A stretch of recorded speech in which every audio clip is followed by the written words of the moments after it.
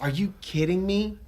The guy asked for something spooky. Is it a gun that sucks balls? I'm the farting demon in this relationship. I'd be an awesome rich person. You're both just an embarrassment. God, I'm awesome. We're talking Tom Hanks and his vehicle. Yeah, I had my finger in my mouth waiting for you to finish. You gotta get 4 balls or something. Like dick piercings? No, you know damn well I'm fucking that demon. Still sexy. How could that be close and not be Yeah, right? just kill some random dude. His wishes. Hey everyone, and welcome to another episode of Plotty Time. If you've noticed, the intro's different. That's because we're doing something a little bit different today. That's right, we're doing another very special episode for you folks. Woo! That guy right there, that is Sir Chump. What's going on, bro Bobo?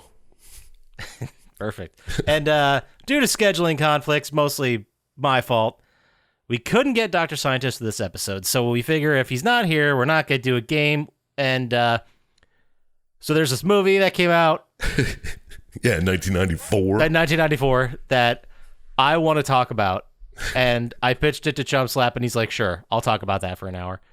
Oh yeah, easily. For those of you that don't know, I did a mini-sode about this, so this might be some repeating, but this is still going to be great. We are going to talk today. We're going to spend the whole episode talking about the Double Dragon movie from 1994. Yeah, you heard that right. Now, let's start at the beginning. Okay. Did you only hear about this movie because I told you about it a while ago? No, I've seen it come up. Like, it was recommended after watching, like, Mortal Kombat or some other stupid movie. That checks out. I didn't know this existed, or if I had, I completely forgot. Yeah, it's not something I remember from my past. No, like that's crazy though, right? Like if there was a Double Dragon movie in 1994, like that's when we were the most dialed into video games. How did we not pick this up? Yeah, I don't know. I was definitely dialed into movies at that time too. So not to get too far on tangent, but I definitely remember the Super Mario Brothers movie coming out with Johnny Legs and what's his name? yeah, Bob Hoskins. yeah. I remember that, and I remember going to the theater and seeing it. My parents were like, "What the fuck was that?" And that's a fair question. But I don't remember this. No, I don't think this made any fucking money. This might have been straight to VHS or something. It certainly felt like it, didn't it?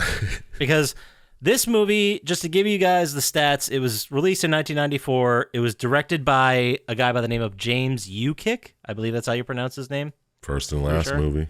Pretty sure.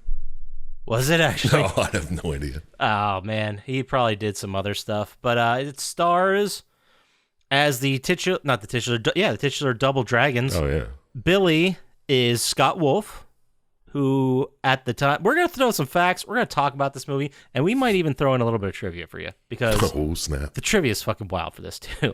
It looks like John Ukick went on to direct a lot of music videos. So my man's still working. Good for him. That makes sense, though. It does. It was, I could see that if you shot this making videos, for sure. Yeah, back when MTV was like MTV. True. He also is doing a lot of stand-up specials. Anyway, so this movie, it also stars in the second lead, I guess we would call it, as Jimmy. Yeah. An actor who I did not recognize until I did research, Mark Dacascos. I recognize him. I don't know what he's from, though. I saw him in this, and I was like, man, why don't I know this guy at all? And now the thing I remember him for the most is John Wick Chapter 3. Okay. He was in that. Was it 3? It might have been 2. I think it was 3. It was 3. He played a guy by the name of Zero, who is another assassin in the world of John Wick, who is like ultimate fanboy of John Wick. So he's like trying like shoot him and kill him in these shootouts, and then when they get a moment of silence, he's like, "Dude, I have studied your work for years. I am such a fan." Yeah, I don't remember from that. Oh, he's great. He's great. And then also one of the bigger roles, Alyssa Milano is in here. Right. She is playing a character by the name of Marion Delario. The original. Does she have a cool gang name? I don't remember. No, she's just Marion. She's just Marion the whole time. Did you see the plot of the original Double Dragon video game? I did. Do you have it? Because I think the fans want to hear it. Oh, of course they do. Well, Tell them what the original plot is. Marion's stolen by a gang of, I don't know, black-clad ninjas or something. Roaming ninja street gangs. They were all over the place in the early 90s. Oh, yeah. Especially in Los Angeles. We remember that. Yep. But basically, it's how Karate Kid got started. Yeah, so two brothers are going to fight to get her back. And once you beat the game, if you're playing co-op, you have to fight each other to see who wins her hand. Which, that's an interesting move. Yeah, right. To fight each other to the death to see who gets the girl they just saved. And like no one's like, hey, you're cool with this, right, Marion? Oh, yeah. Do you think her response is, I'm good with whatever? I like both of you the same. You look exactly the same. Yeah, so, whichever wins, it's fine. And then one of the other bigger characters, Robert Patrick, as Koga Shuko. He is, without a doubt, most iconic role is the T-1000 from Terminator 2. Oh, snap. I did not put that together. Yep, that is him. I don't understand this because when Terminator 2 came out in 91, Right. This guy became famous. Like, this guy's face, I mean, Terminator 2, without a doubt, was a cultural phenomenon. It was like, for you younger kids, I guess, like Game of Thrones, it was just like that. It was huge. It was pretty big. It was so big that they parodied this scary cop and often cast Robert Patrick in, like, commercials, and he was in Wayne's World 2. Yeah. Remember that as this guy? So, as like a side joke. So, he did that for like 3 years, only doing one other movie, I think, Fire in the Sky, which was the UFO abduction movie, which was also great. Oh, yeah. What was he in Fire in the Sky? He was one of the dudes. I think he was Just one of his friends? Yeah, he was one of his friends of the guy who got kidnapped. Okay. Who they're like, I don't know, man. This sounds fucking nuts, but he sure as shit believes it. Right. What's confusing me is at this time, you got to think he has dozens of scripts, like, to choose from whatever he wants to do. You think? He's at peak popularity. That's what I thought. Well, you see this one, you say Alyssa Milano signed on. You might just pick it up without reading it. Well, apparently, the story is he picked it up because he's just a huge fan of martial arts and martial arts movies. Yeah, that's fair. There was some in here. There was a little bit. But he's like, I get to fight martial arts and be the bad guy with, like, all the best lines? Yeah, sure, I'll do it. He did mention in an interview with AV Club that he's proud of his work for this movie. Right. That's what he said. Yeah, he was all right. He was good. I thought he brought it. I thought he really made an effort, Yeah, even if it wasn't perfect. But he also said, I realize this might not have, come together all that great. Which is the most polite way to say that, yeah, the movie blew. Yeah, but wait till we get into it, man. We didn't even get to the movie yet. I know, this should have been a blockbuster, dude. I heard about this movie right before whenever I did that minisode. I had no idea it existed. I just looked up internet fucking list of movies based on video games, and they had this. I was like, when did that? Wait, what? How did I miss that? So I immediately watched it and was like, holy shit. Yeah, it is something. It is pure insanity. We're going to take you guys through it because I have so many notes. I could be here for 3 hours. Like, you're going to have to stop me at some point. I have more notes than most video games that we do. Right? Oh, Christ. So we start with this. I guess we start with the flashback, right? Yeah, thousands of years ago. Was it thousands of years ago, or do we just assume it was? I believe they say thousands of years ago. Because I got the vibe that Robert Patrick's right-hand lady, what was her name? Lady something? Oh, no. I'm talking about, like, in the very beginning of the game, they say thousands of years ago, the king created the medallions and such. Oh, I completely skipped that part. But yeah, you have notes. Go ahead and tell us what that's all about. Oh, that's all it is. It's just a voiceover. That's why I have it in front and the thing. All right, so it was knocked into two parts, this dragon medallion. Yeah. It was one part's the body, which makes you super strong, I guess. And then the other one's the soul. Which makes you a shadow person. Yeah, which walls don't matter. You can apparently possess people. Yeah, you can do whatever the hell you want, I guess. Well, pretty much all we see is possess people and sneak in the shadows. Yeah, it's those two things. That's exactly all we see. Maybe you could do more. Yeah. Who knows? So then we get to the time where it was like Mongol. I thought it was like Mongol times, like early, like what are the Mongols are like the 500? Where it just says history. somewhere in China. Yeah, where it just says somewhere in China. I thought this was years ago, and then it turns out it was present day. 2007. Okay. So this is my favorite part. Yeah. There's the main badass person we follow.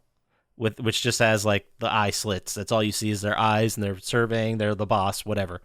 Yes. They come to this one soldier, and he goes, these people couldn't talk anyway. They cut out their tongues. Okay. I am 95% sure he said that in English, and they overdubbed a Chinese voice. Really? Because on the screen, it is a Chinese voice. It is, well, in the Chinese language. I don't know if it's a Chinese voice. It's in the language. They're spoken in the language. The line's read in Chinese, and then has the subtitle. But I think he said the subtitle, and then they overdubbed it. Watch it again. It's very confusing. Damn. But basically, we move on to our main area of the game, New Angeles, which is Los Angeles in the dystopian year of 2007. Oh, 7 years after the great earthquake. This earthquake apparently separated parts of Los Angeles from the rest of the state. Yeah, it cracked off a part and flooded other parts. I don't know. Yeah. The special effects and my knowledge of not knowing the layout of LA, Yeah. it appears that it's not all together. So I'm also not sure. I assume this is just like LA, but like, is every city infested with street gangs, or is it just LA? I'm not 100% sure either, because it's LA. It's covered in smog. Watch out for that stuff. And it's flooded. It seems just like, I don't know, it's post-apocalyptic. Did the Great Quake fuck up the rest of the United States? The rest of the planet? What the hell did it do? That's what I'm thinking. Is it just here, or is it everywhere else? Because we don't know. They don't explain it. Yeah, they don't show anything else. And we don't ever leave this area. Well, this city. So Yeah. the reason this is a big deal is because there's a citywide curfew at night because the gangs control the streets at night. Like, the cops have given up. The cops are day shift. The gangs are night shift. Makes sense. And I'm amazed that everyone in this world of the thing is like, yeah, okay, that's good. That totally makes sense. We're cool with that. And the fucking cops are even like, but I'm not going out there. It's nighttime. I don't work at night. What are you, crazy? And they say shit like, well, at least you got the whole day. Like that's okay. Yeah. Yeah, there's a curfew. And during one news segment, they show like the live cam was all the cops coming in for the night and locking up. Yeah. It was pretty great. So that's the world we're led to believe exists. It is a city broken off from the main country with roaming gangs that just terrorize the night, but the day's probably fine. Yeah, so far. I also thought it was really funny. A lot of the movie was filmed in Cleveland, Ohio. Oh, really? Which I think is hilarious because they tried to find a place that was like industrialized but really shitty, just a trash city, and they picked Cleveland, Ohio. Did they use That's kind of funny. Did they use a real theater for their home? And like, it seemed real. Like they just rented out a theater and put all this garbage in it. It could be. I don't know. I didn't read that part. So then we go meet our main bad guy, the pre-mentioned Robert Patrick, who I'm just referring him as Robert Patrick or the T-1000. Yeah, Shuko, whatever. Shuko. Or his real name, Victor Geisman. I forgot he had a third name. Before he changed it. Oh, he's totally the guy, too, that's like, actually, my name now is Koga Shuku. Yeah. He tells someone in this movie that for the first time. So this must have just happened. Yeah. Or he's got an alter ego that nobody knows about. And he's a regular businessman today. Who the hell knows? It's not clear. Anything's possible in the world where gangs run the night. Yes, exactly.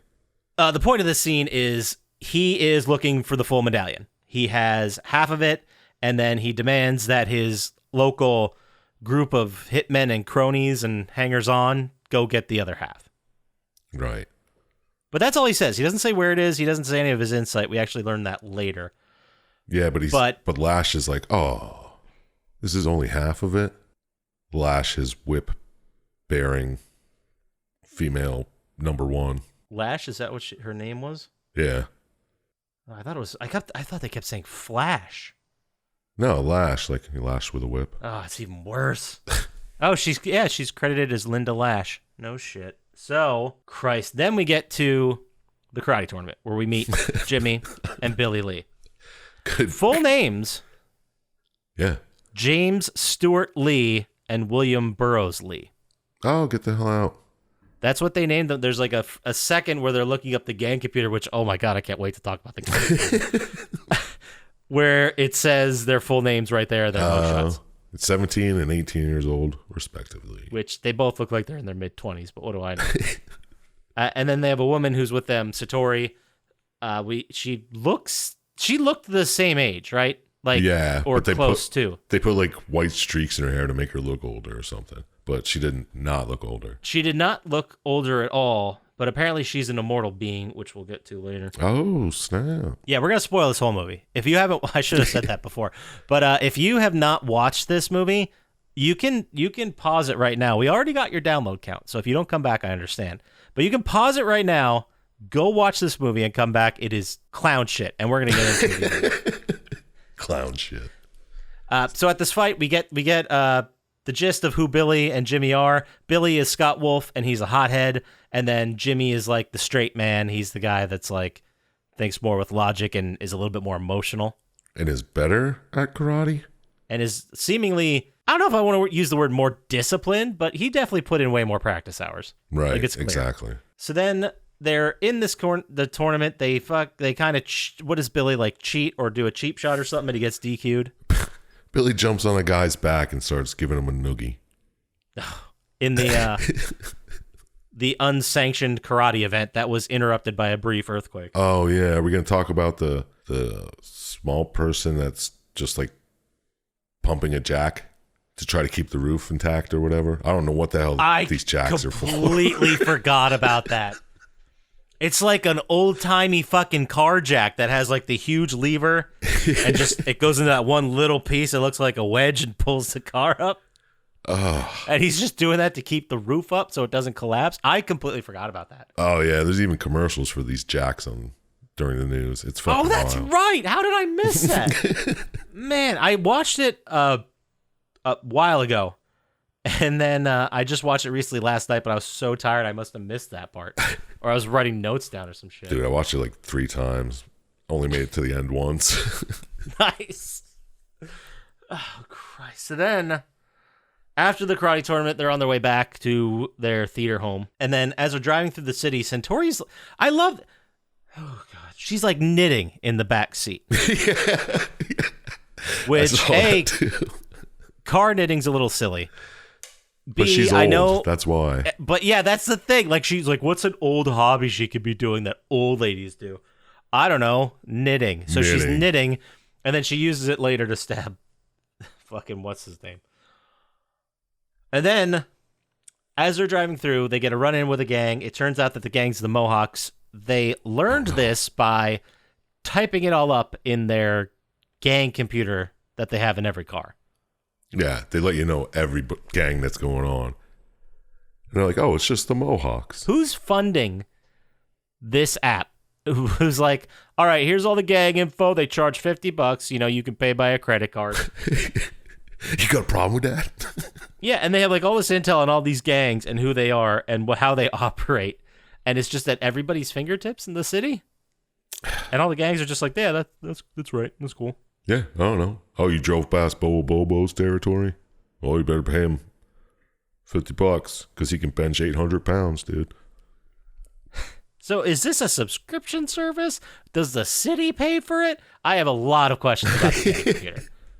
It might be the dark web, dude. It might be the dark web. They're just a little ahead of the curve with computers and fucking cars. Oh, yeah, their cars are... Whew. Wow. And then, as they're confronted by the Mohawks, they get the Mohawk leader, Bo. Wait, how? Okay. Bo Abobo. Bo, space, Abobo. He puts his hand on the thing, and then Satori stabs with a knitting needle, and they gives him a window to escape with their car. Right. In there. Let's talk about the cars for a second. Let's talk about the cars. It's got to be a Back to the Future reference, right? Like, that's what this has to be. Right? Yeah, because it runs off burning garbage. Yeah, like straight up Back to the Future style. He twists the thing off and just throws garbage in the console, and that powers the car. Yeah, but at least Back to the Future made, I don't know, it was fusion or whatever, but did make sense. This is just burning garbage. Like it's a steam engine or something. Yeah, with a vent that goes out of the back of the roof of the car and just throws fire. That's how these cars Like get around. 12 feet. That's how this technology works. They have enough technology to get a gang computer in every car, but not enough to fucking put a battery in the car. I don't know, man. There's no gas anymore. This is Got to burn amazing. garbage. And they end up outrunning the gang by throwing some kind of like fucking rocket fuel or some shit in there. Yeah, you know what it was? Was it like an energy drink? Is that what it was thinking? Canned cheese. Like, Oh. Okay, this is a great time to talk about the tone of this film. oh, it's over Because the there top. were times when I'm like, this is a serious action movie, and then immediately and within seconds turned around and was like, is this a kid's movie? Was it PG-13? I have no idea. Had to be, right? There's no blood I or am- anything. I will check, but yes, PG-13 for martial arts violence. Awesome. Right? There wasn't even any smoking in it, I don't think. Oh, yeah, there was. No, Yeah, there a was. lot of people got their ass kicked. That's about it. Yeah. But it was just the tone of this movie. There are times when they do like literal shit out of cartoons and yeah, like, like really throwing bad cheese puns. whiz that he found in the glove box into this fucking... He's like, "Oh man, what's this stuff?" And he rails off all these wild ingredients that are like preservatives, and it's like, "Oh, it's cheese whiz. Throw it in," and then the car blasts off like a rocket. Yeah, why wouldn't you have like a fucking case of cheese whiz there? That's a great question for this exact scenario, which I guess happens every night Yeah, if you're out past because curfew, the gangs man. run the street. Yeah. It's such a hard. But all right, I'm not gonna focus on the gang things. It's the world we live in this game. Right. So after they steal from a bunch of movies and like escape the movie looks like Escape from New York, whatever. They actually go through, I believe it's the same shooting location, the same tunnel that Back to the Future 1 went through. Oh, like really? Or Back to the Future 2 where he had the hoverboard and was like running from Biff. Oh, yes. That's like a very famous tunnel near Los Angeles. I forget what it's called, but I think it's that exact same tunnel. And that's supposed to signify they got to safety or whatever. Then before they get to safety and drive away in the night, they run into another gang of street youths, Yes. and we meet the Power Core. Ooh, Marion. First First off, great name. Oh, great yeah. name. Very 80s style clothing and such. Yeah, I mean, I could spend 15 minutes just talking about what the hell her pants were doing. Because that shit didn't make any sense. No. It was like, you guys just Google Alyssa Milano pants Back to Double Dragon, not Back to Back to the Double Dragon. But just to give you a quick description, they're like shorts, and then underneath her shorts, she's wearing like like garters. Garters with like boxers on them. With boxers, and then they connected to like the bottom third of a pant leg. Mm-hmm. And I know what you're thinking. That doesn't make sense. It does not. Just No. Google it. It looks like her garter or whatever kind of belt strap system is just holding up extra cloth that you don't need. It's wild. It's pretty neat. That's just the pants. Crazy styles in 2007, let me tell you. Crazy times, man. I mean, they saw it as the natural evolution of Jinkos, right? I wish. Rein in those pants, but detach them. So Billy has a crush on Marion. It's like a love at first sight thing. Right. Which also, fun fact, Alyssa Milano and Scott Wolf actually started dating during the making of this movie. Because of this movie? Yeah, that's how they met and started dating. Aw. And then they had like this whole like crazy young love thing, and then they were broken up within like a year. Sounds about right. That's Hollywood for you, am I right? Yeah, you said it, bud. And then we find out that she apparently lives this double life as the daughter of the chief of police, who wears a wig every day all day to trick her family into believing she's not on the streets.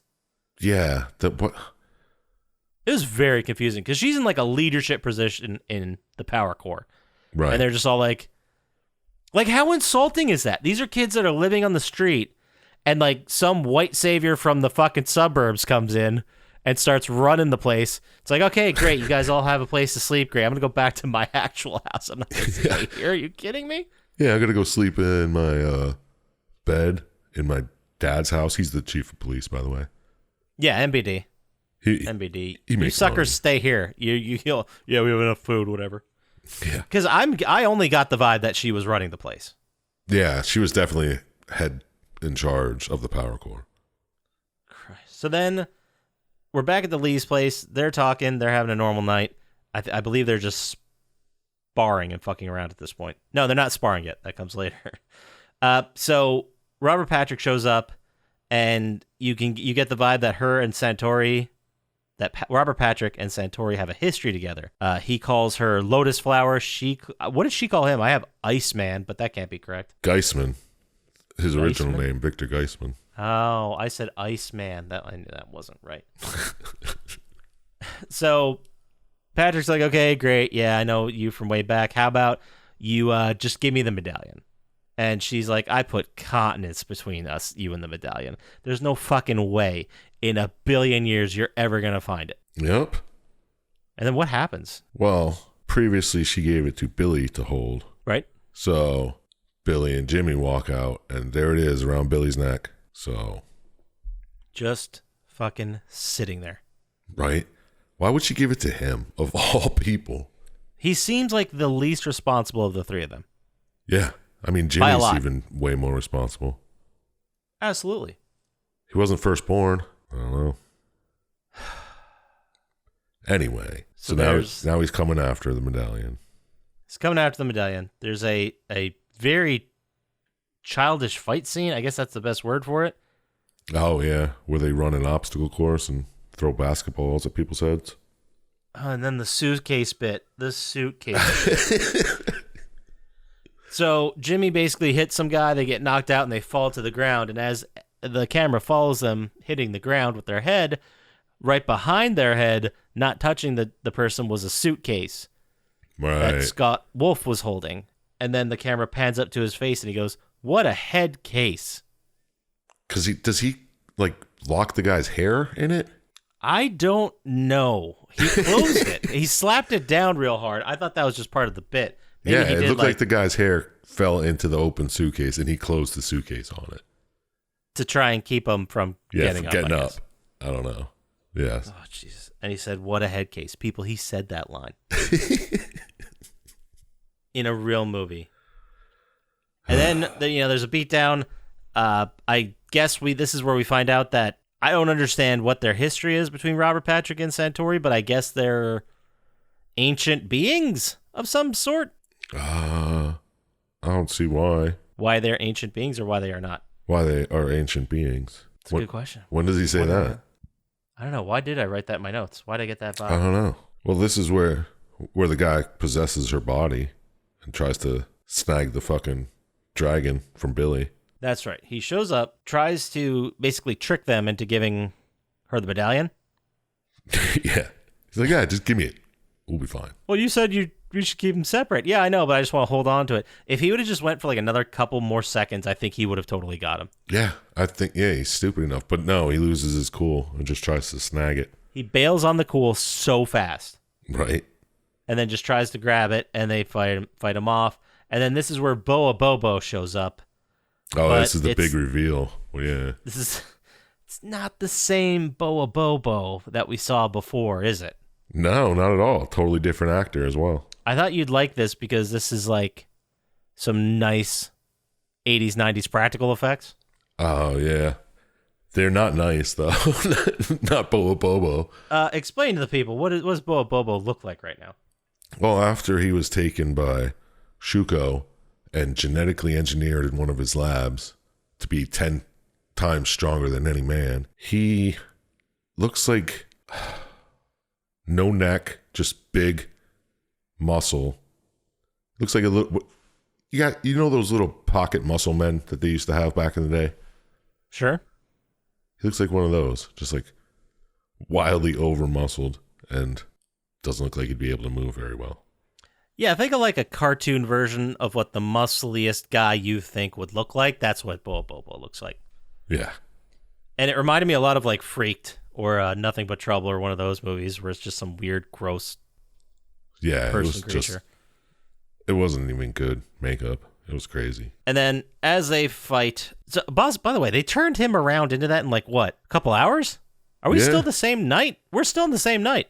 No, had to be a day, right? I think a night passed. I don't know. Maybe it is still night. Wait, no, it has to be the next day because Alyssa Milano woke up in the morning, and that's when we found out. Right. Okay, so but this is like the next night. So this is maybe at most 24 hours. It could be the day too. I mean, fucking Shuko can go out at daytime. That's He's true. not a I don't know what. criminal. Either way, we're talking under a couple days. Yeah, So it's they one day turned him- at most. Into that steroided freak almost immediately. Right.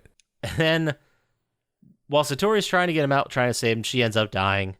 And there's this huge building explosion. This which, was nice. I was just going to say that. This is honestly a great effect. Like, this looked great. Yeah, the explosions in this movie are fucking top notch, man. They really did them. Yeah, they hired well in the pyro department. Honestly, like, I know that sounds like we're joking, but the explosion effects are great. I think there's two or three There's of them. two. This one and the fucking one on the river is crazy. That is great. And we're going to get to that. Like I said, the place is fucked. It blows up.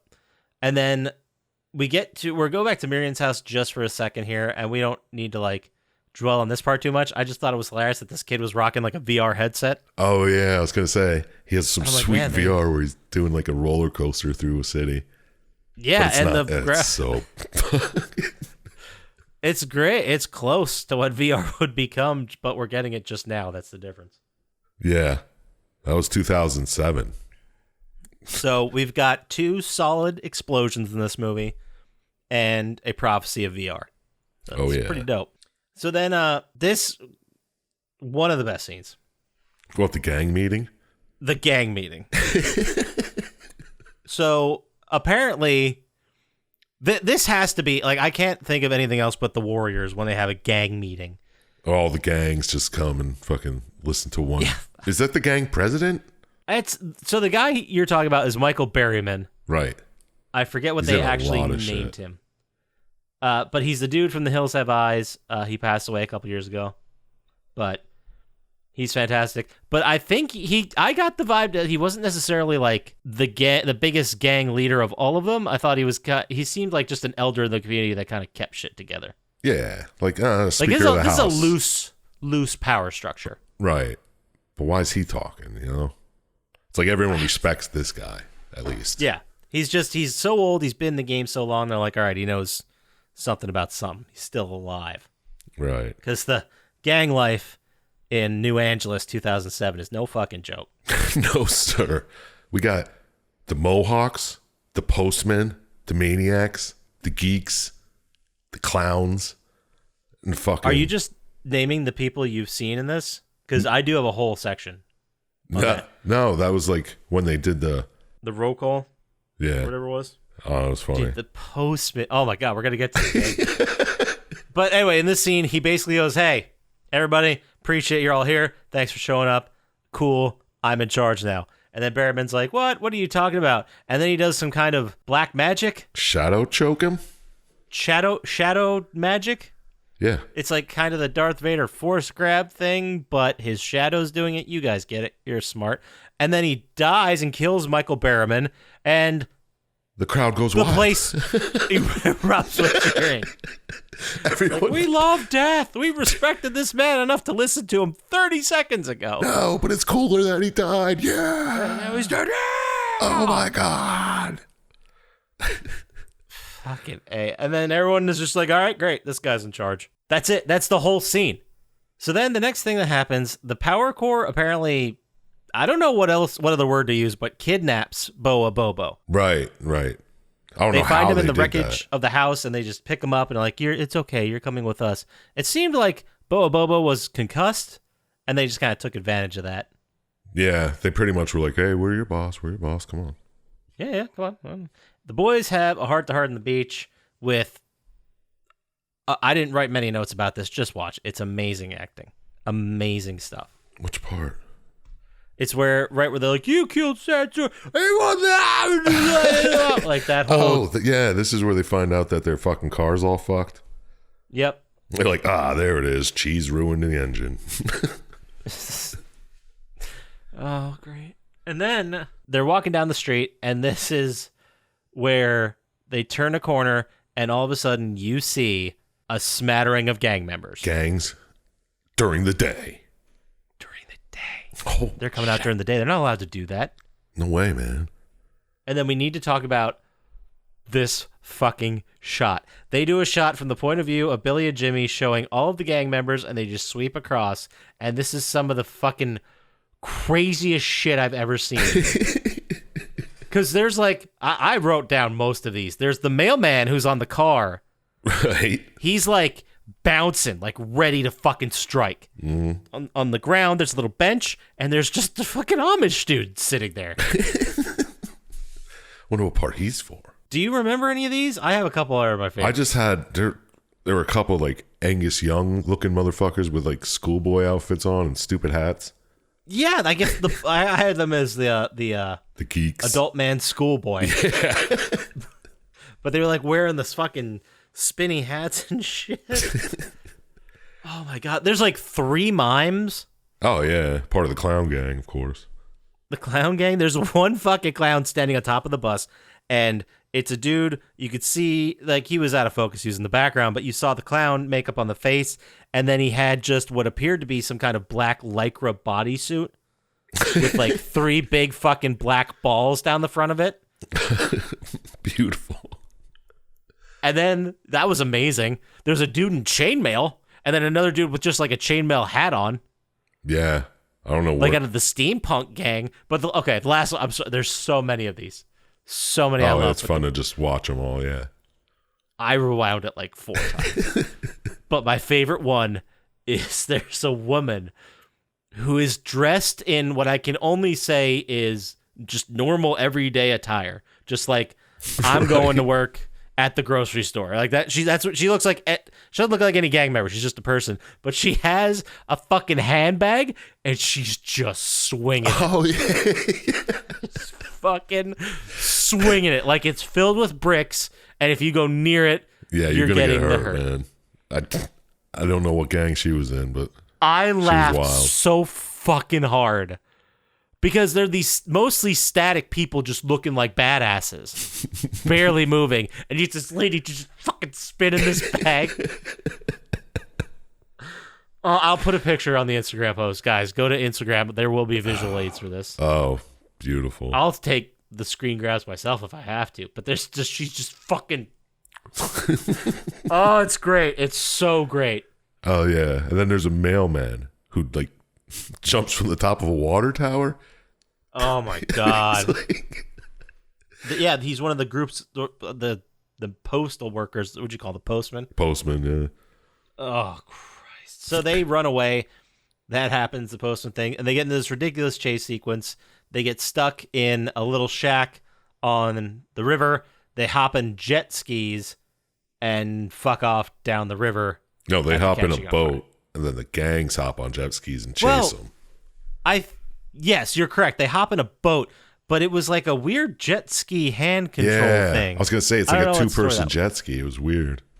But like a boat body? It was very strange. Yeah. But everybody else was doing jet skis, chasing them.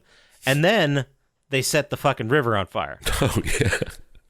Now, fun fact about this river in Ohio, the Cuyahoga River, due to so many years of pollution, like it caught fire. Like that happened in history. It's a thing you can look up. River and light it on fire. Yeah, so polluted it caught on fire several times in the past. They lit it on fire for this effect. They didn't even put anything in the water? I think they put like they said it was alcohol and something else. Okay. I was going to say, that'd be crazy. And yeah, I just think that's wild that it was. Oh yeah, and they fly past the fucking Hollywood sign. Yep, of course. And then we got this Robert Patrick who's super mad that he doesn't have the medallion yet. That's it. We're just checking in with him, and he's like, "You assholes, go get it." Oh yeah, it's because the boat blows up when it hits the highway sign that they're flying into. They go so fast into a sign that it explodes and the boat explodes. Awesome. But they jumped out just in time. Well, that was close. So now they're going to check the bottom of the river because Robert Patrick's like, well, it's got to be at the bottom now. They're dead. And then we get to Miriam's house again, where her asshole cop dad is doing some good old-fashioned propaganda. Saying, like, maybe if the police had more funding, they'd be able to blah, blah, blah. Yeah. It's a pro-cop movie.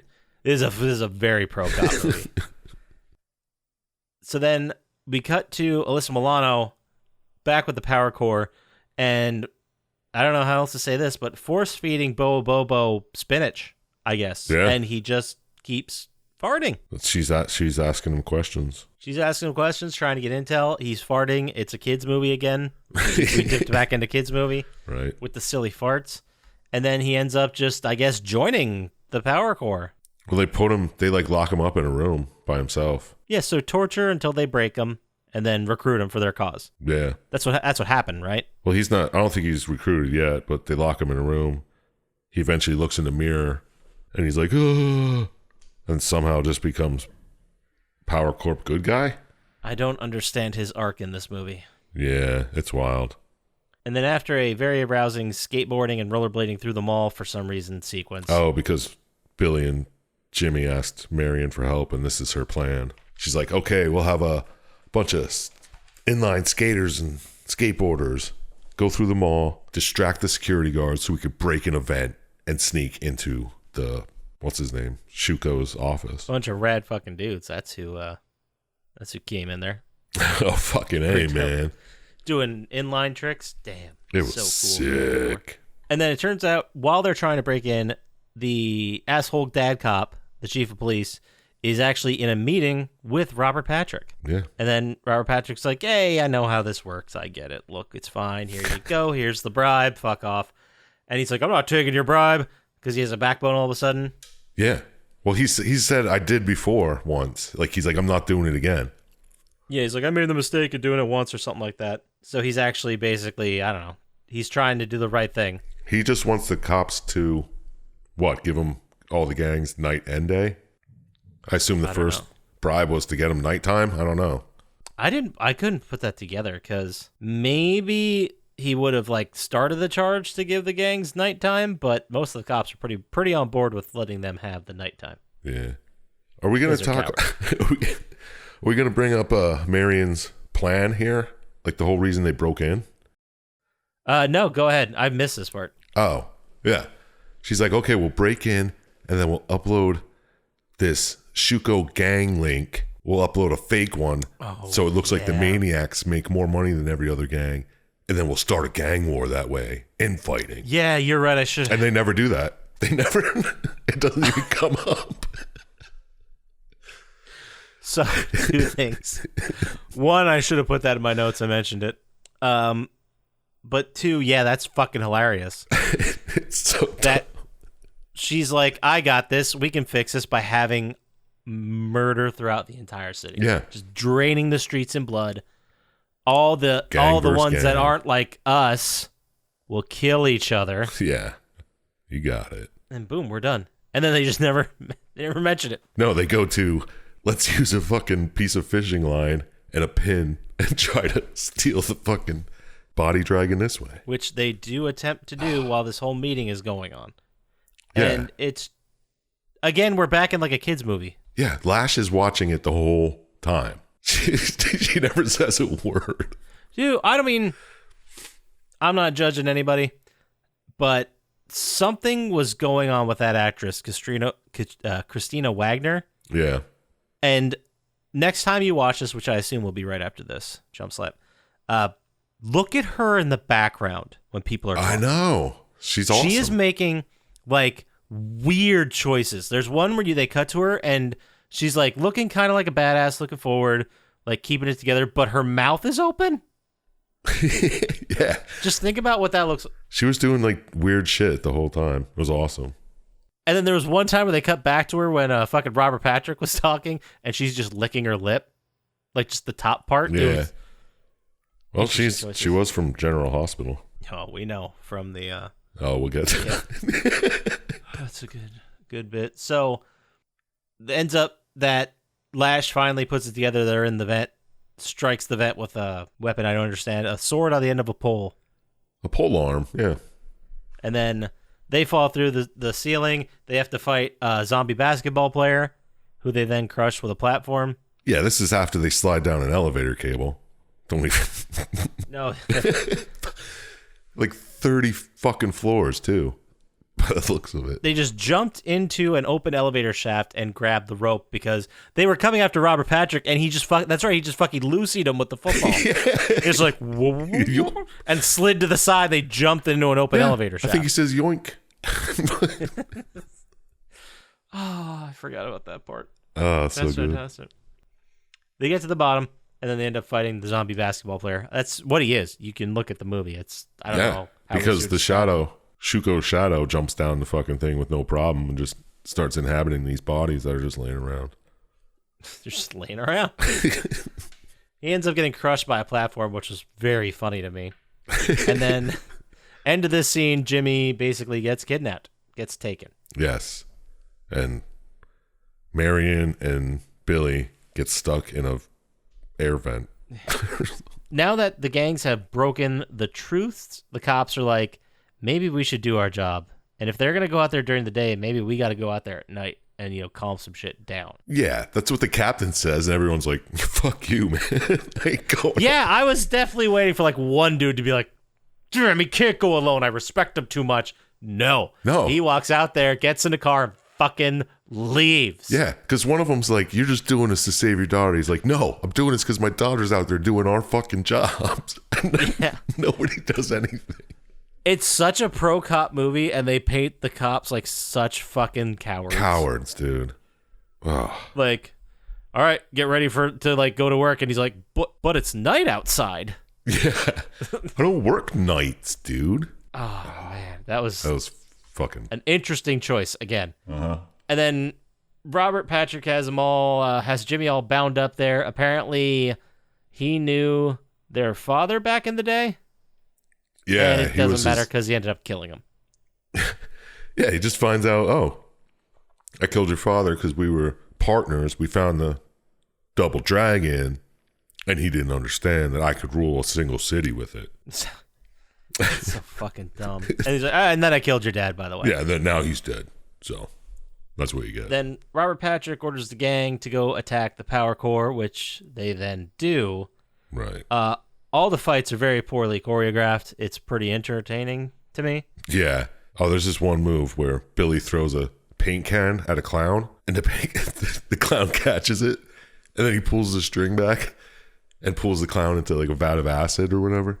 Yeah, the floor is acid. It must have been a callback to one of the games. It had to be. It had to be, right? Because it was like a checkerboard setup, and the one side was acid. Yeah. People kept falling into the acid, and I assume immediately evaporating or dying. Right? They never showed anyone climbing out of it. No. They didn't show anyone surfacing in it. Yeah, true. And then Flash is just fighting gang members.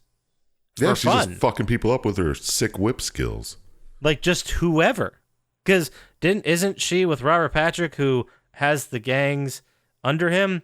Like, shouldn't she be fighting the power core people? She was just fighting the gang members. Yeah, she was fighting. I didn't even notice that. She was. It was She's very just strange. fucking people up, but then she's fighting. Just like Jimmy whoever or walks by, whatever. she's like, "Oh, we're fighting now." Yeah. Well, doesn't she fuck with Jimmy? Or no, she's fucking trying to whip at Marion, and then her whip gets stuck on a pole. Oh, that she tries to whip Jimmy, and then Marion. They throw the bolt cutters to Marion, and she cuts it. Yeah, she's a whip expert. Why can't she get her whip unstuck from this pole? Great question. Or just let go of the whip. It's like the second she drops the whip, she gets punched in the face, and she's fucking dead. Right? Awesome. We'll get to that. We're almost there. We're almost there, guys. That's when she says, doesn't she like hit Marion and be like, now who's the boss? Yes, she did. I didn't even write that pun down. I guess I should have. Alyssa Milano, famous for being on the show Who's the Boss. Right. And then Flash punches Alyssa Milano and goes, now who's the boss? It's fun. Yeah. And then Alyssa Milano beats her ass and says, generally I put people in the hospital. Because, get it, guys? You probably General figured this out. Hospital? Oh. Christina Wagner, the actress, was a regular on General Hospital. Yeah. So Yeah, I don't. So who's this movie for? Is it for? I don't know. Is the farting? You know what? We'll save it till the end. Kids who watch General Hospital. Kids who watch General Hospital, and we'll get that reference. Oh my god. It's just for the parents. Oh, here's a little nod. Maybe. I don't know. Fine. This is where Boa Bobo finally sees the mirror, cries a little bit, and then escapes and finally becomes part of the gang. Yeah, he escapes from his shackles to go fight for their side. Because he looked at himself in the mirror and was like, look at this monster. What did they do to me? I'm going to fight for these people. Yeah, Shuko did this. And then I have right here, the fight stops when Robert Patrick hid as... Oh, he faked himself being Jimmy. Yeah, he possessed Jimmy. And then they have kicked to Billy fight. before they could do that super cool bro handshake. Yeah, one hand up, one hand a fist. Jesus Christ. They do it like 4 times, man. It's the new official Plotty Time handshake. If you see another Plotty fan, do it. Our plot heads out there. One hand up like you're doing a stop, the other in a fist. You just fucking lock. It's got to be the right hand's up, left hand fist. Then it lines up with the person across from you. Exactly. We got to get on the same page with this one. Otherwise, Or else we're going to look like assholes. yeah, we can't have that. We can't have that. And then Jimmy and Billy have to fight. I guess this is a nod to the game where they have to fight each other at the end. In an arcade where they accidentally kick a Double Dragon machine. Forgot what movie you were watching. That was clutch. And then Billy, the whole time, is trying to get the medallion to fucking do something. And eventually, he's just like, you know what? Fuck you, medallion. I don't need this shit. And he throws it. And then the medallion's like, oh, That now was I it. respect you. Now I get it. Like, what the fuck? I What is that don't supposed know. to mean? I don't know. I'm so confused. You have to Why give was that up. the thing? Why was that the thing? When he finally decided, when he finally, fucking like, no, medallion fuck it. didn't Yeah. decided he didn't need him. It was so amazing. And that's Why when was it kicks in, and his body is invincible now. Yeah, and then he starts that by getting his ass kicked through a fucking wall Through the fucking concrete wall. with like rebar shaking behind him. I had to fucking cut something, man. And then he just was like, "Oh, I'm fine." That should have hurt. That's crazy. Why is that the thing? It's just... Anyway, so now that he has the thing, Robert Patrick's like, all right. Well, he's as Jimmy at this point, but he's like, all right, you got me. I can't hurt you, so why don't we make a deal? Right. And then I have in my notes that he ends up becoming a shadow monster, just stealing the half of the medallion. And Yeah, then he puts them somehow... together.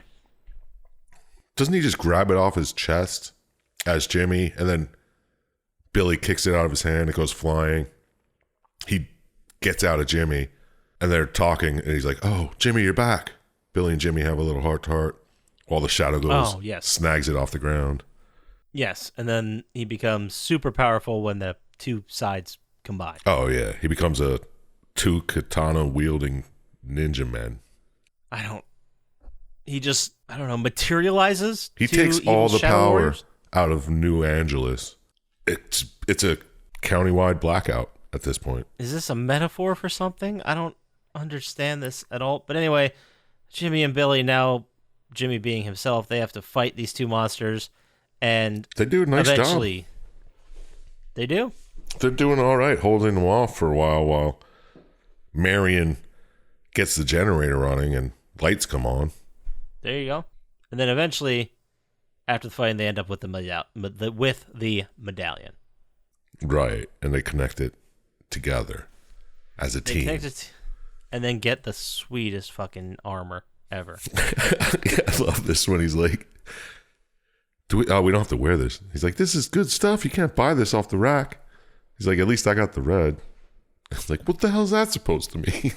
Yeah, this is... Like, They're in the middle of a fight, and they're doing this fucking, is this color cool stuff? oh, it's some wacky ass gi. It's like golden inlays. It was amazing. We should all have it was them. bedazzled. I'd fucking buy one. We'll start a Kickstarter to get enough cash together to make special edition Plotty Time bedazzled Plotty keys. time. Double Dragon geese. No one's selling these. No one's selling these. You have to love this shit movie as much as we do. So dumb. And then, okay, so we're at the end game here. All right. This is where Jimmy decides to possess Shuko, huh? Oh, no, before that, Oh. Miriam's face just appears in the sky. Oh, not and Miriam. he's like, I'm so... No, sorry, not Miriam. Centauri's face. Yeah. She's dead, remember? And she's like, oh, you guys are great. I'm so proud of you. I knew you could do it later. She's like, this was the plan the whole time. I forgot her face just showed up. And then they end up kicking the crap out of Robert Patrick. Now Jimmy takes over the T-1000's body. And tell the people what he does. Stop hitting yourself. Stop hitting yourself. He starts smacking his own face. And everyone in attendance is loving Everyone's laughing, pointing at him. Ha, look at this jerk. What a nerd. And then he possesses the body, hits himself, and he decides to give the police a $129 million check because they're underfunded. If you throw money at the police, guys, crime goes away. Duh. We've been doing it for 50 years, and look at how little crime we have. That's apparently the only reason the cops weren't out at night. They weren't getting paid. Exactly. Now that it's worth their while, Yeah, no. they're going to go out there and do it. Oh, yes. This is where Marion's like, oh my God, you hear that? Sirens. It's Oh my beautiful. And they have this bit. Oh, man. We're back in propaganda mode. Right. And then this big triumphant moment continues to where the fucking other cops arrive on site, and they like this big fucking moment, and he turns around, reporting for night duty, sir. It's like, now you are, you fucking coward. Now that the main guy's down, you're like, okay, I guess we're cool, it's safe now. Now that all the gangs are cool, main guy's gone, and you get money. Now it's cool to be a cop. Oh my God. And it's not like the cop did anything to win over the respect of the other cops other than go out there. Like, Right. yeah, he went out there in the beginning by himself, but he didn't do anything. Billy and Jimmy did everything. And now the cops are like, Well, they yeah, didn't know great. that. They just showed up with Shuko in handcuffs. So it looks like the guy did it all, you know? And they just get rallied as heroes the second they arrive. And then everything fucking ends happily ever after with the two weirdo henchmen we didn't even bother mentioning during this fucking episode.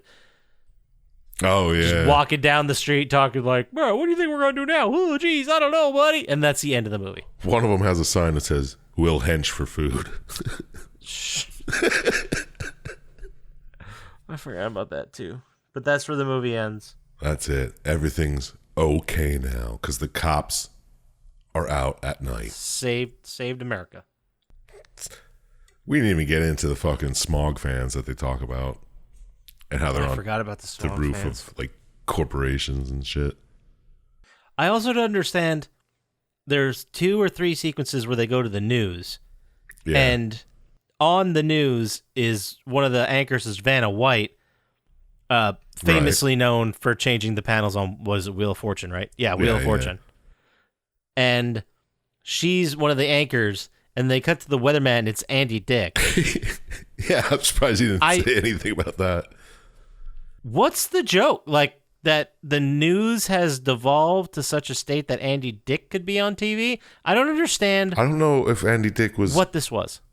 okay in '94. Was he on news radio in that time? It had to be. Right? He was okay. Like nobody thought anything weird of him. But No, they they were just obviously like, "Look at thought this." like I don't know what they were trying to say here. I don't get it. I don't know what this was. There was also a news segment where it's like Madonna has broken up with Tom Arnold. She divorced Tom Arnold because she wants to be alone and moved to Paris. Like, what the fuck is that? That had to be around the Tom Arnold Roseanne Barr thing. I have no idea. It's a that's it. That's where we're back to what kind of fucking movie is this? Is this a kids movie Yeah. where we have like the dude eating spinach and farting, or is this a serious? Was that like their film? attempts at satire for the adults during this film? But if it's I understand how you can make a kids movie that you throw in some stuff for the adults. Like I understand there's ways to do it. You can make very clever references, do stuff like that, tongue in cheek. You know, the adults get that chuckle. The kids are like, "What's that all about?" "Oh, you'll know when you're older," and we all have a great moment. This movie was the opposite to the extreme because the adult parts were supposed to be so serious, and the ridiculous parts were so cartoony. No, the whole thing was cartoony though. But it was There like was very of the time references. There was very of the time references for adults and then moments for... Did they think that the person who would watch this movie was like an adult with a child's mind? Yeah. Because that's who it seemed they were pitching it to.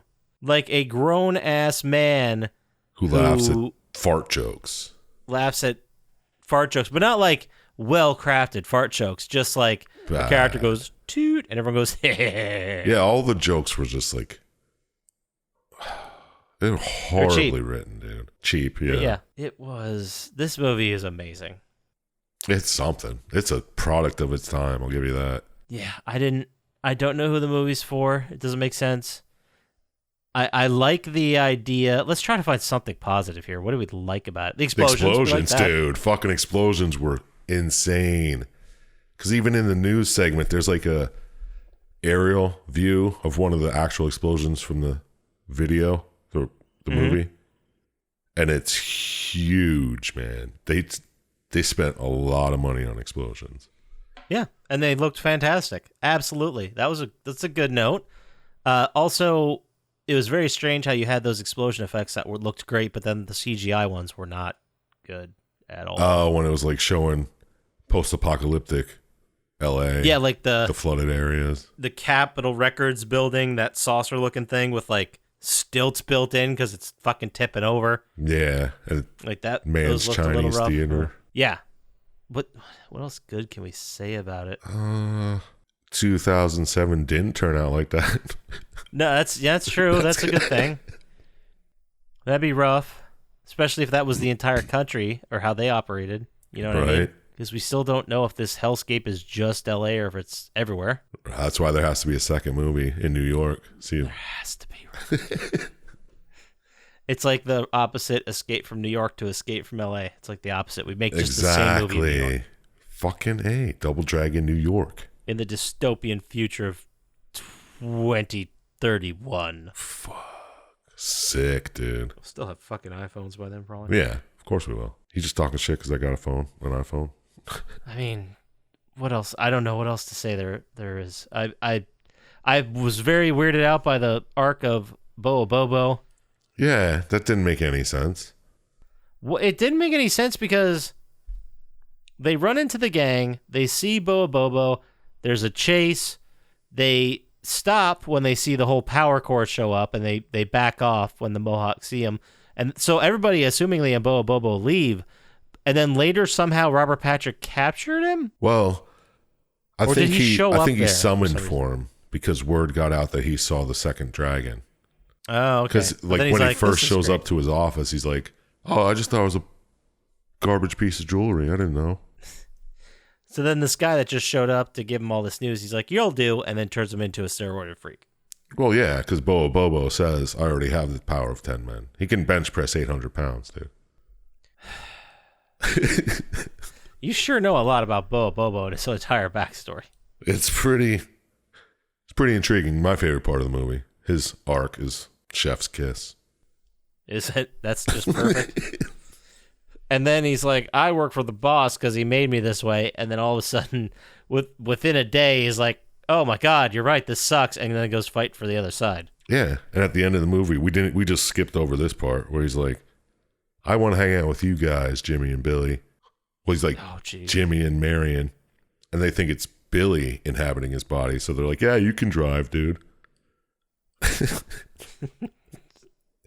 And then he just scream when Billy pops up, who was just sleeping in the back of the station wagon for some reason. I forgot. Did I miss this whole part? Maybe. It's a fucking like 2-minute part at the end of the movie. So now they're just broing down with Bobo. Yeah, they let him drive the dragon wagon. I mean, who says he couldn't drive? I assume he knew how to drive before he was a freak. Well, yeah, he was chasing you in that truck for a long time, you know.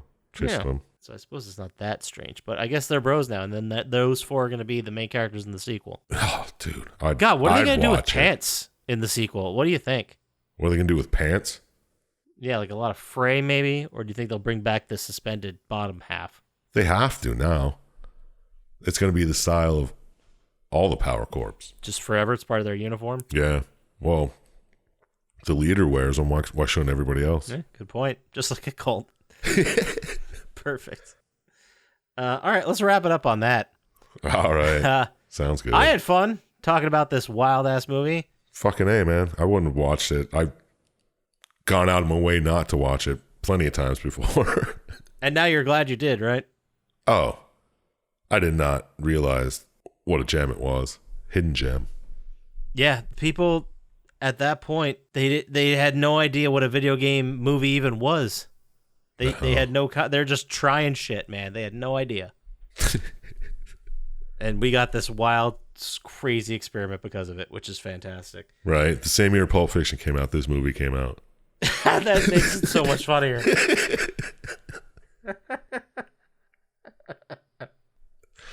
Watch them back to back. Yeah, And you then, really should. Watch them 2 TVs side by side. Side by side. No, play Pulp Fiction forward and then Double Dragon backward. And then there's going to be a meaning in there. Oh, that's beautiful. Like as soon as the medallions touch, That's when Travolta opens the chest. it's when Travolta opens the gates and he gets the thing. Amazing. Jesus Christ. Let's say someone wrote their entire doctoral thesis in film studies on those 2 films and they wanted to send it to us via email. How would they do that, Sir Jumpslap? You can send that to plottytime@gmail.com and I'll read and respond because that sounds interesting as hell. I'd read the shit out of that too. Right. And if you want to get to us faster on the socials and the Reddits, go to the subreddit r/plottytime, and then you can also head over to Instagram and Twitter at plottytime. Go to YouTube, like, subscribe. Really helps us out. Buy some of our shit on plottytime.com. We got some Absolutely. hoodies. They're great for the summer. Perfect for the hot summer months. That takes to the eBay store. You can buy them there. That does it for us. So I guess shout out Flame J, shout out Ham Man, shout out Drago the Slago, and as always, shout out Luis Guzman. Luis Guzman. And we'll talk to you next time. Peace. Peace.